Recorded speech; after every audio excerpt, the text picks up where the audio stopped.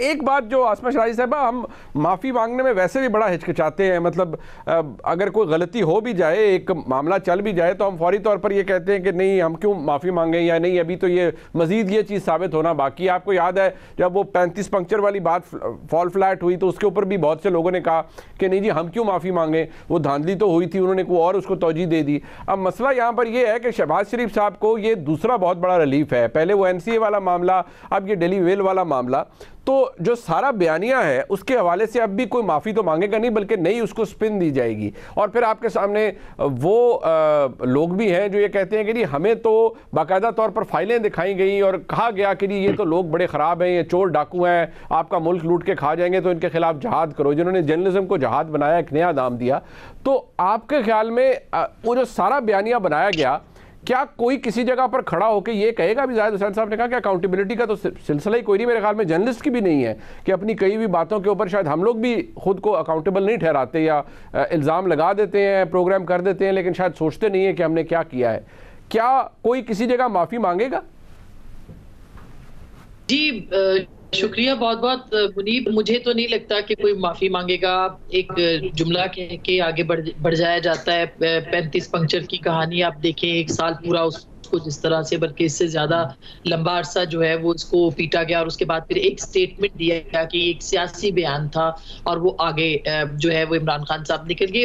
और ये बेतहाशा, ये सिर्फ उनके साथ नहीं है, सिर्फ इमरान खान साहब नहीं, बाकी जमातों के जो रहनुमा हैं उनके यहाँ भी यही होता है।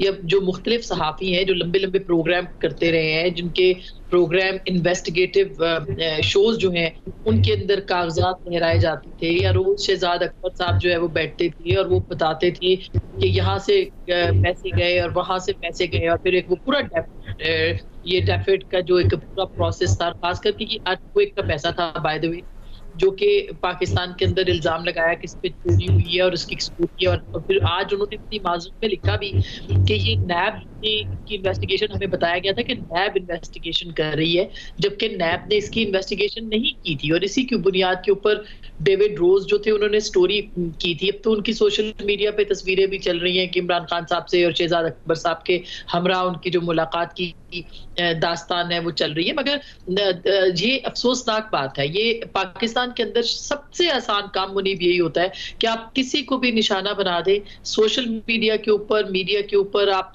फलाना लिफाफा, फलाने करप्ट, चोर, डाकू, अरबों खरबों की करप्शन मंसूब कर देना जो है वो कोई एक बड़ी आसान सी बात है, ये कोई मुश्किल काम नहीं है पाकिस्तान के अंदर। लेकिन चूंकि डेफेमेशन के लॉज नहीं है, चूंकि एक रिवायत नहीं है, माफी मांगने की रिवायत नहीं है, तस्लीम करने की रिवायत नहीं है, तो इसका जो दिल चाहता है वो लोग बोलते हैं। ये एक जाहिर है कि एक बहुत बड़ी स्टोरी थी, और इसके ऊपर अखलाकी पता भी मिली है प्राइम मिनिस्टर को अगर देखा जाए।